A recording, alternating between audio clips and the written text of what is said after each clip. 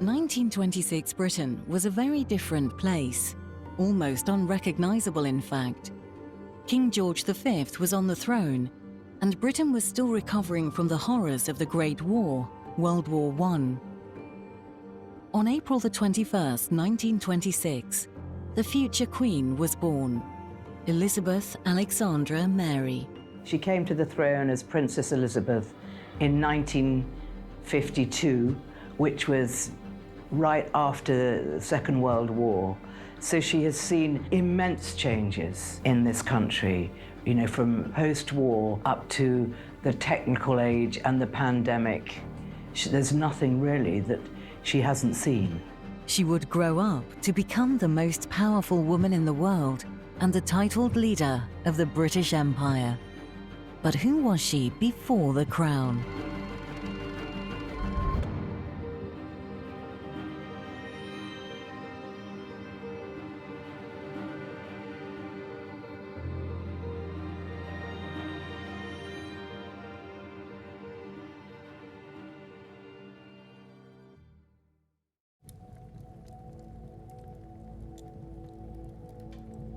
Princess Elizabeth had a very, very happy childhood. She was born in 1926 in the centre of London, in Bruton Street, and it was 6 weeks before the general strike, so it was a time of great political turbulence. But there was still great excitement about this new royal baby. People were really interested in the royal family, although they never thought that she would be an heir to the throne, because at the time everyone loved the Prince of Wales, who of course was later the Duke of Windsor, who abdicated, but all eyes were on him. But this was a beautiful baby, and she was brought up by a series of nannies and nursemaids, and she had very loving parents, and they basically, in those days, people followed the sporting calendar. The winters were in hunting country, summers were in Scotland, and the season was in London. And Elizabeth had this idyllic childhood with her parents and horses and dogs, and also her loving grandparents. Her father, the Duke of York, later King George VI, was the second son of the king. Her mother, the Duchess of York, later Queen Elizabeth, the Queen Mother, was the youngest daughter of Scottish aristocrat Claude Bowes-Lyon. Elizabeth's only sibling, Princess Margaret, was born in 1930. The two princesses were educated at home under the supervision of their mother and their governess, Marion Crawford. Lessons concentrated on history, language, literature, and music. Princess Margaret was born in 1930, and Elizabeth looked after her. She was always really kind to her little sister, a beautiful little sister, and they had a very, very close relationship. They looked after each other, but obviously Elizabeth was the oldest, and so she kind of took charge of her little sister. Despite the enormously close bond they had in their formative years, the heir to the throne and her younger sister would face very difficult challenges, which would come to define their relationship. Princess Margaret would struggle to find meaning and purpose to her role, sometimes driving a wedge between the two sisters. Margaret had a magical charisma and a charm, lighting up the room and captivating those in her path. Yet Elizabeth's exceptional dedication and attitude to the duties she inherited as she followed in her father's footsteps would have the nation's unwavering respect and love, a love which Margaret would come to envy. They were both princesses, but only one could be queen. During her grandfather's reign, Elizabeth was third in the line of succession to the British throne, behind her Uncle Edward and her father. Although her birth generated public interest, she was not expected to become queen, as Edward was still young and likely to marry and have children of his own, who would precede Elizabeth in the line of succession. When her grandfather died in 1936 and her uncle succeeded as Edward VIII, she became second in line to the throne after her father.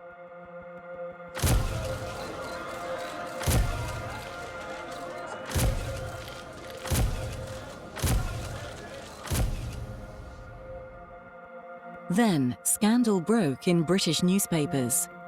King Edward VIII wanted to marry American divorcee Wallis Simpson, but Parliament could find no way to allow it.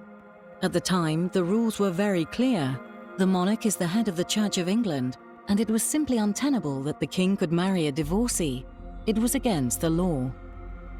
Despite Sir Winston Churchill's intervention and attempts to change the law at that time, it was not acceptable to the British government, and King Edward was forced to abdicate the throne to be with the woman he loved.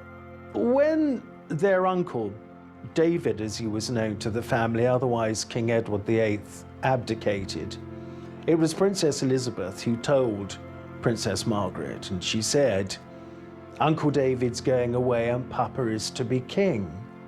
And Princess Margaret said to her, "Does that mean you're going to be queen?" And Elizabeth said, "Yes, one day." And nothing more was ever said about it or between them. And Princess Elizabeth, as we know very well, is able to compartmentalize aspects of her life. So she realized, this girl of 10, that one day she would become queen. It came as a great shock to the royal household. Elizabeth and Margaret's father, King Edward's younger brother, Prince Albert, was to become King George VI. His was the first voluntary abdication in 1,000 years of British history. An abdication he explained to his far-flung empire in the most dramatic and heart-rending farewell ever broadcast. But you believe me when I tell you that I have found it impossible to carry the heavy burden of responsibility without the help and support of the woman I love. On the 10th of December 1936, Prince Albert watched as his older brother signed the abdication notice. It was not only a day that would change the rest of his life, but he became distinctly aware of what this meant for his family. His two girls would soon feel the enormous pressure of the crown. It was his job to make sure Elizabeth was prepared for the tasks she would undertake when she eventually succeeded him. Things did change for Princess Elizabeth as heiress presumptive, because it was felt that on an educational level that she needed higher education, particularly when you think of the British Constitution and matters like that, that it was now crucial that she should be very well aware of. And so she was given this additional instruction by the then Provost of Eton College, Sir Henry Martin. I talked to Princess Margaret about this on one occasion and said that you didn't get that higher education. And she said, no, it was always a bone of contention. And I said, well, it was really very short-sighted, because when you think that your grandfather, King George V, was the second son and he was called to the throne, your father was the second son and the same thing happened with him. Here you were the second child. There was only a heartbeat between you and your sister, yet you did not get the same further education that Princess Elizabeth got. And she said it was always a bone of contention. The Yorks became king and queen. Elizabeth, at 10, was now heir presumptive. Reviewing the girl guides at Windsor Castle, the little princesses Elizabeth, 12, and Margaret, 8, assumed new importance. This would be the start of a significant transitional period in the two sisters' relationship. They had gone from being two equals to the heir presumptive and the spare. It had an enormous impact on the dynamic of their relationship, and this shift in power and status would move in Elizabeth's favor. The palace changed Elizabeth's education immediately. She began to be tutored by lecturers from Eton and Cambridge. She learned all about the Constitution and history, receiving only the finest education. King George asked Elizabeth to write a review of his coronation, to get her to take in all the thoughts and feelings she had about the event, as she would one day experience it for herself.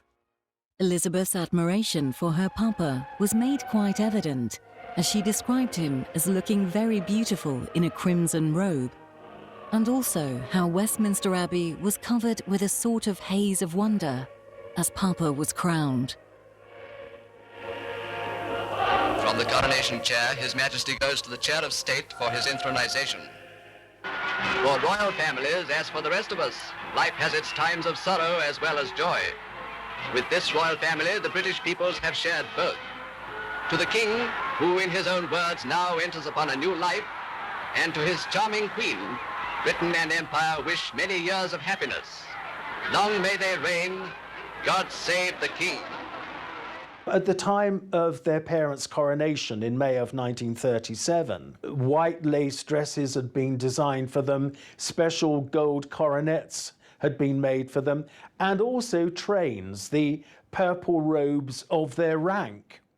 And Margaret was a bit bothered by the fact that her train was shorter than her sister's, and she complained about this, and it had to be explained to her that it had nothing to do with rank. She wasn't being demoted in any way. What it meant was that the train was cut in relation to their height. So as Margaret was shorter, she obviously had a shorter train. So there was just that kind of little thing. Why doesn't that also apply to me? As she grew up, of course, she knew perfectly well why there would be those kind of certain differences.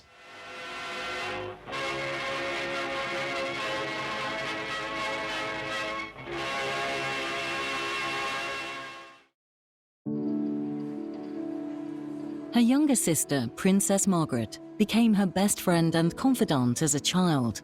They grew up in a relatively stable and mundane family dynamic. Their mother and father were very hands-on parents, and they spent a great deal of time together, as they did not attend conventional school.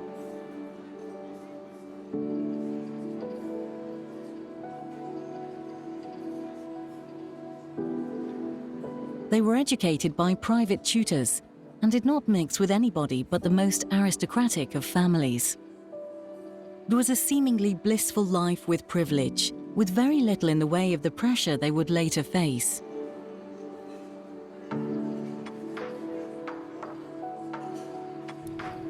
King George VI, he always referred to himself, his wife and two daughters as us four. And they were a royal family within the broader royal family. But because they never anticipated their ranks and their position and their responsibilities changing, they anticipated carrying on as being this very close-knit, very loving us four, you know. So Princess Margaret and her sister did have hugely enjoyable and very loving childhood. When they were children, Princess Elizabeth and Princess Margaret, of course, they had, apparently Princess Margaret had a pretty good left hook. So, you know, and Princess Elizabeth would sometimes complain, Margaret always wants what I want. So I think, you know, what you actually see there between the two of them is sibling rivalry, you know, as there would be with other children, other sisters, other brothers. It's, you know, it's something that one always has to remember, is that essentially these, you know, they may have been princesses, they may have been royal, but they were also human. And, you know, and this was the tone of their lives, that they were very, very close. But of course there were kind of moments where they would kick and they would bite and they would fight, you know, or particularly Princess Margaret would. Even at a young age, differences between the sisters were starting to show. Sir Winston Churchill described Elizabeth as a character. She has an air of authority and reflectiveness astonishing in an infant.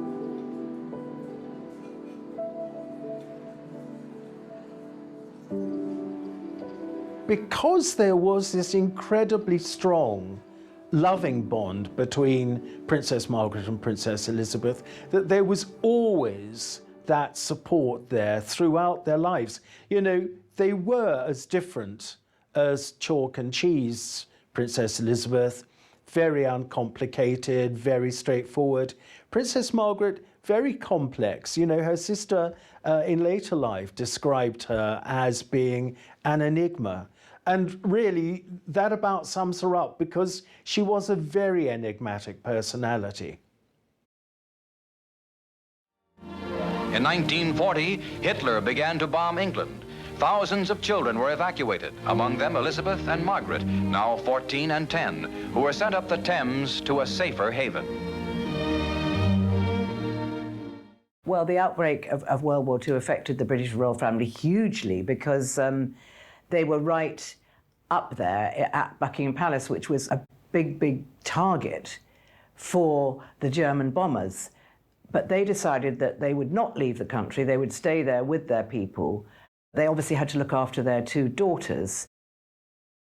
Elizabeth and Margaret eventually stayed at Windsor Castle for 5 years, while the King and Queen went to London during the week, and they wanted to be visible to their people.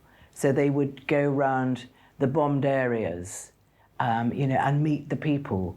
And obviously the King became very involved with the troops, and he would go and visit the troops. So they were a very big part of the sort of PR war effort. What tragedies, what horrors, what crimes has Hitler and all that Hitler stands for brought upon Europe and the world?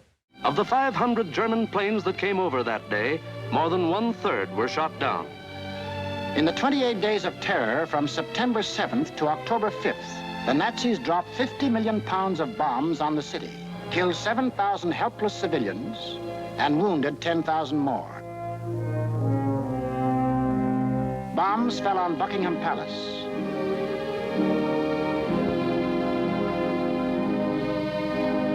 Westminster Abbey,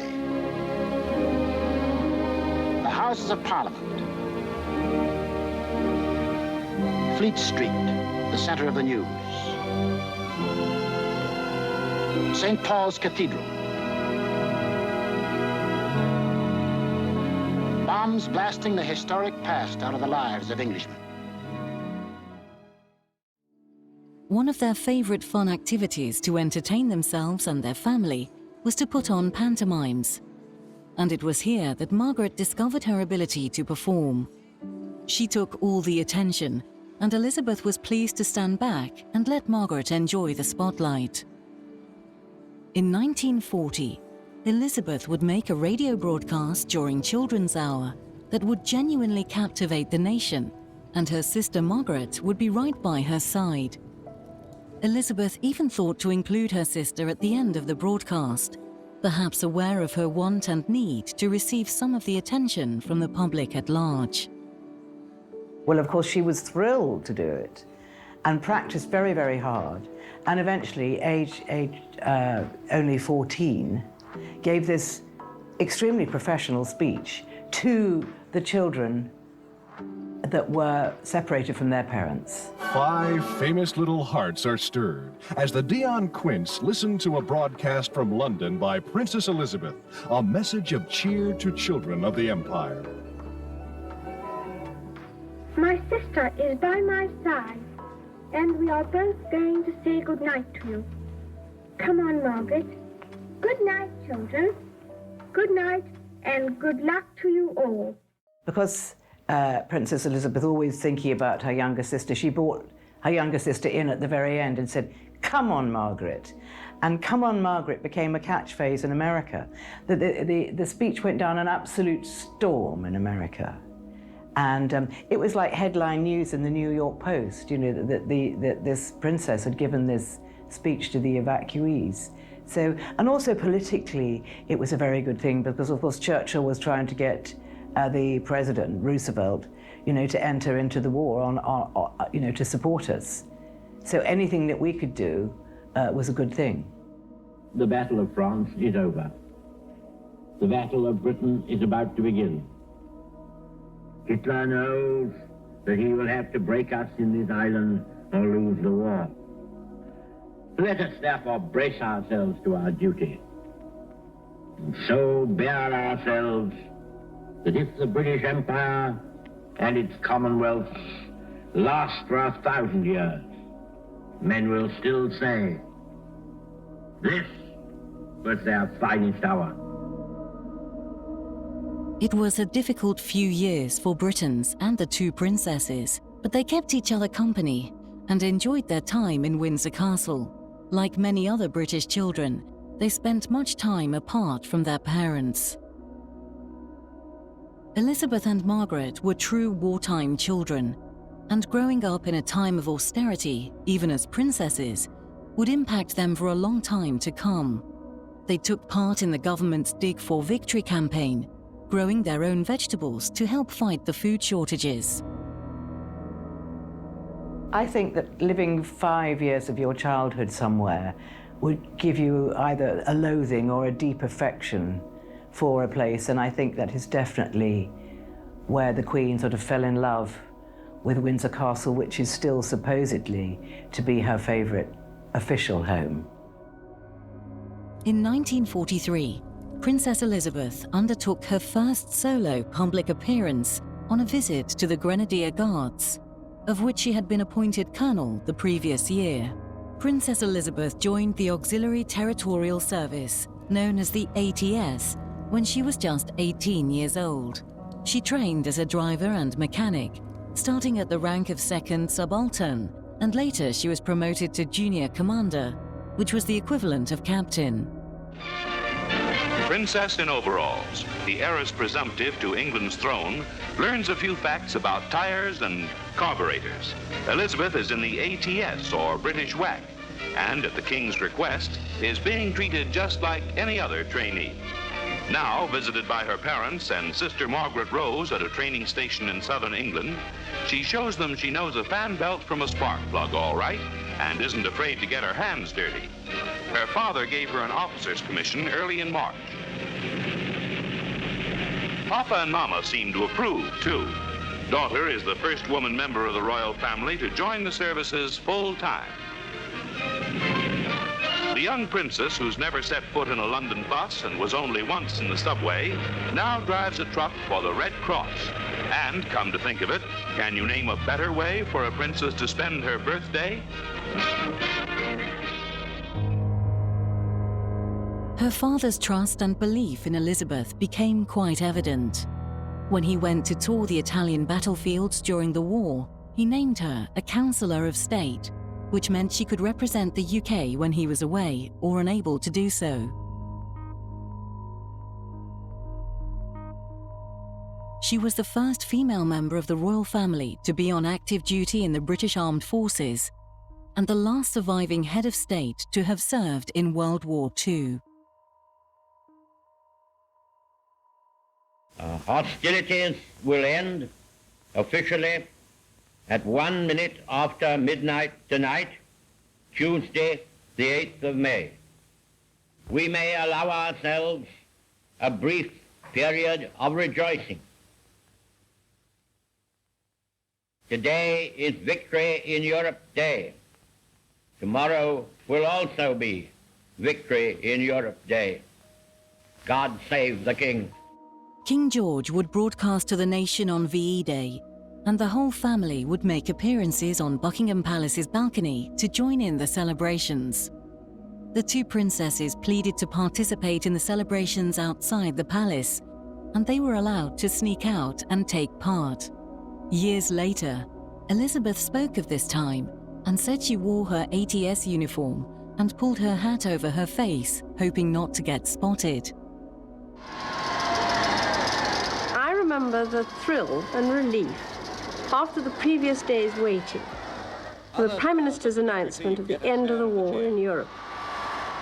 And my parents went out on the balcony in response to the huge crowds outside. I think we went on the balcony nearly every hour, 6 times. And then when the excitement of the floodlights being switched on got through to us, my sister and I realized we couldn't see what the crowds were enjoying. My mother had put her tiara on for the occasion, So we asked my parents if we could go out and see for ourselves. I remember we were terrified of being recognized, so I pulled my uniform cap well down over my eyes. A grenadier officer amongst our party of about 16 people said he refused to be seen in the company of another officer improperly dressed. So I had to put my cap on normally. We cheered the King and Queen on the balcony and then walked miles through the streets. I remember lines of unknown people linking arms and walking down Whitehall, all of us just swept along on a tide of happiness and relief. I remember the amazement of my cousin, just back from 4.5 years in a prisoner of war camp, walking freely with his family in the friendly throng. And I also remember when someone exchanged hats with a Dutch sailor, the poor man coming along with us in order to get his cap back. After crossing Green Park, we stood outside and shouted, "We want the King." And we were successful in seeing my parents on the balcony, having cheated slightly because we sent a message into the house to say we were waiting outside. We know that in the days when the war I think it was one of the most memorable nights of my life.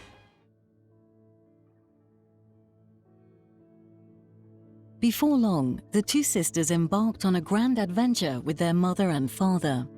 They set off on the first royal tour since the outbreak of World War II, and they made their way to South Africa. Here, Elizabeth celebrated her 21st birthday. She demonstrated her sense of duty and service, making a speech that would captivate her audience as she dedicated her life to the Commonwealth. I declare before you all that my whole life, whether it be long or short, shall be devoted to your service and to the service of our great imperial family to which we all belong. But I shall not have strength to carry out this resolution alone unless you join in it with me, as I now invite you to do. I know that your support will be unfailingly given. God help me to make good my vow, and God bless all of you who are willing to share in it. Princess Elizabeth was a very keen equestrian, as was her sister Margaret. During their spare time, they visited Bonza Beach in South Africa and went horse riding. They enjoyed a brief moment of fun and freedom as they explored the area and spent some time just being sisters, laughing and joking around together.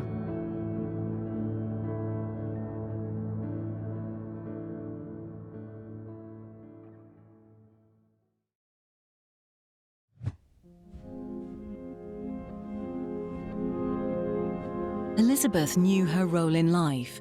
She had to marry and have children, then one day become queen. She and Margaret met Prince Philip when they were quite young. Elizabeth was only 13 years old, and Philip 5 years her senior. He was at the beginning of his career with the Royal Navy at the time, and the war was about to start. But they would meet again, and romantic sparks would fly when they did. Princess Elizabeth met Prince Philip at a family wedding, but she can't really remember that moment. The reason we know so much about it is because her governess, Marion Crawford, talks in great detail about their first meeting at Dartmouth College, where Prince Philip was a naval cadet. And he was very, very good looking, 18 years old, very striking, blonde looking. And he was assigned to look after the two princesses, Elizabeth and Margaret, for the day, for their visit, while their parents went around the college. It was quite strange to think of an 18-year-old looking after the princesses, the oldest of whom was 13. But he decided that it would be fun if they jumped the tennis nets. So he took the princesses outside and he jumped the tennis nets for them, and they were very, very impressed. Later, he went on board the vessel that the King and Queen had come to Dartmouth in, and he had lunch, and then the following day he went and had tea. So that was the meeting that the princess remembers.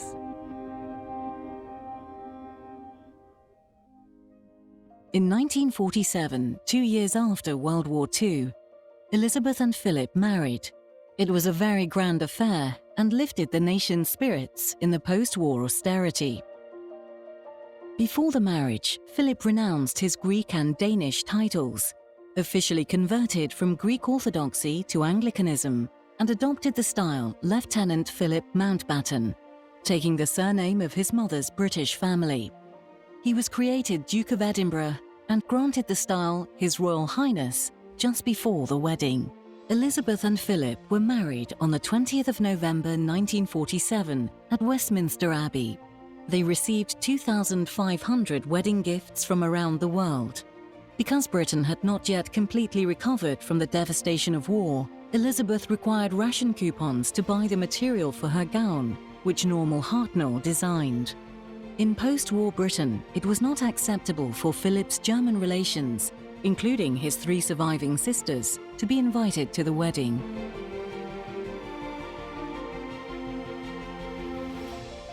Well, from Prince Philip's perspective, this is someone that had to leave their country.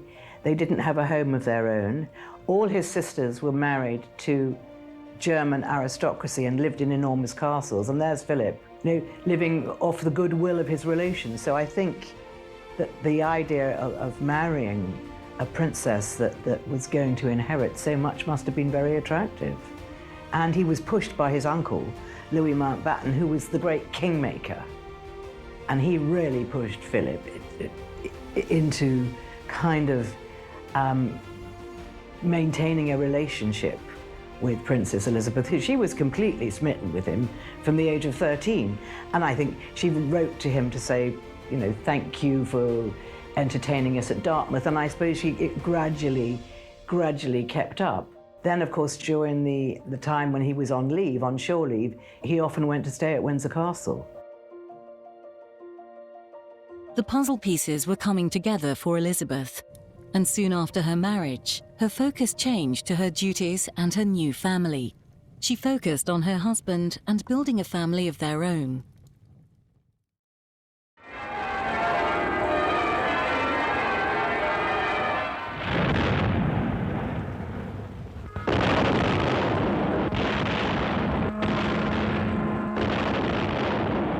Her Royal Highness is the proud and happy mother of a prince. The salute is fired, and in the monarch's home lies the infant boy who will one day be king.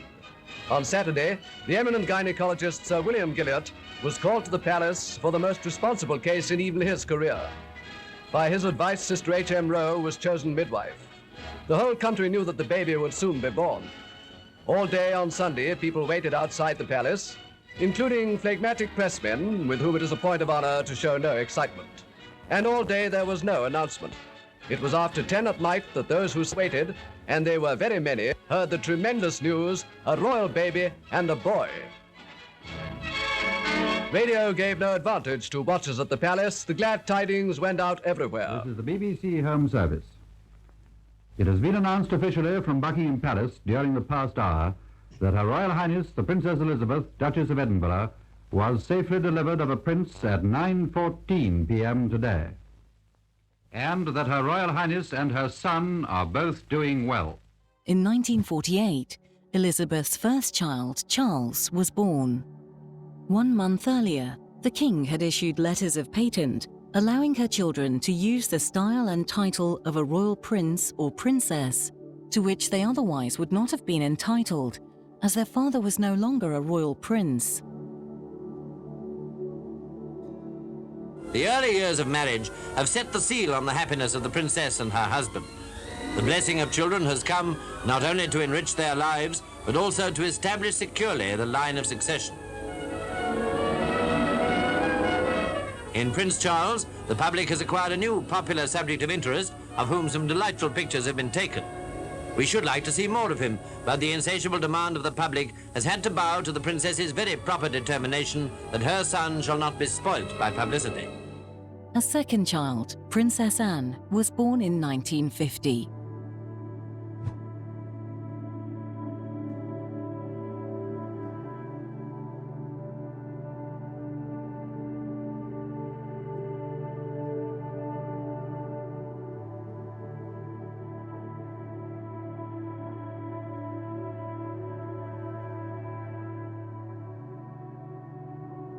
During 1951, George VI's health declined, and Elizabeth frequently stood in for him at public events.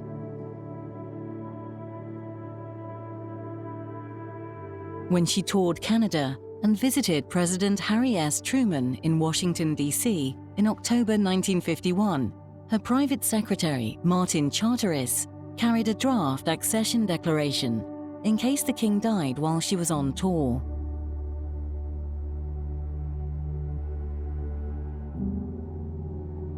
What happened was the Princess Elizabeth and Prince Philip were standing in for the King and Queen, and they started a big Commonwealth tour in Kenya, as it was called in those days.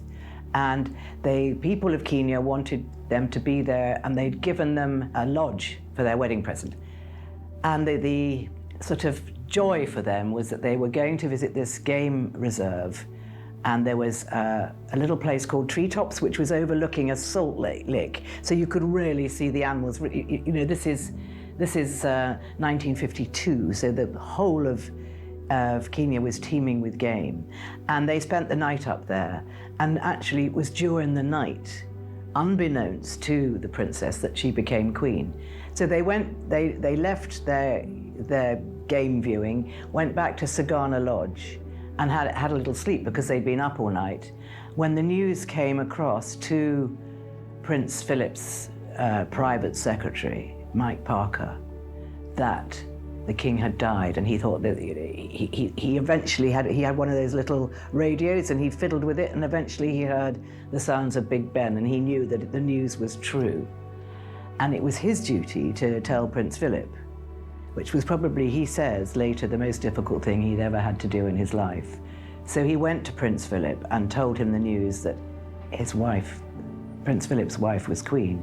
So Prince Philip was in such shock, he just put a newspaper over his face and let the news just absorb.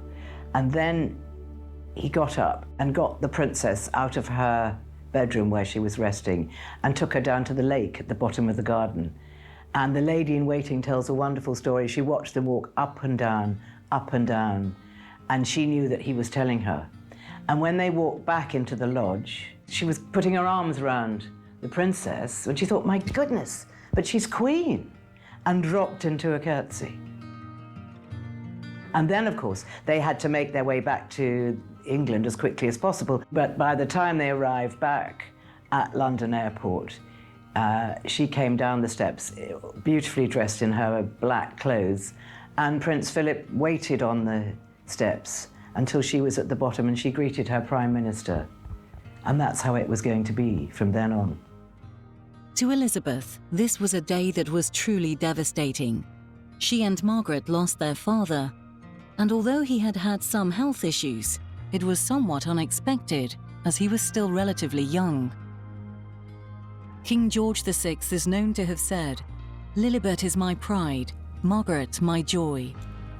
As a young child, Margaret was known to be stubborn and demanding, and her father would indulge her every whim, perhaps because he knew he could never give her what he could give to Elizabeth, the status and power of being queen. For Princess Elizabeth, though, also in grief, her father's death came with an even more significant burden. She was described as remarkably stoic upon hearing the news whilst on tour in Africa. She thought she would have more time to prepare for the throne and learn from her father. But it was her duty to step up and follow in his place. It also cut short the one time in her life that she and Philip could be an almost ordinary family. The time they had spent in Malta, whilst Philip was a serving naval officer, was a tremendous period of normality for the young couple, but their life was going to change forever. For Elizabeth and Margaret, this would be the moment of the most significant shift in their relationship. Elizabeth takes complete control and authority. Margaret must play second fiddle. For someone born to shine, it must have felt like a great sacrifice and sadness.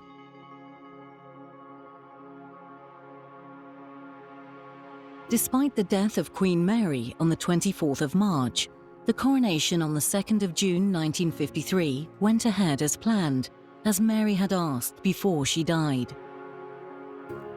The ceremony in Westminster Abbey, with the exception of the anointing and communion, was televised for the first time.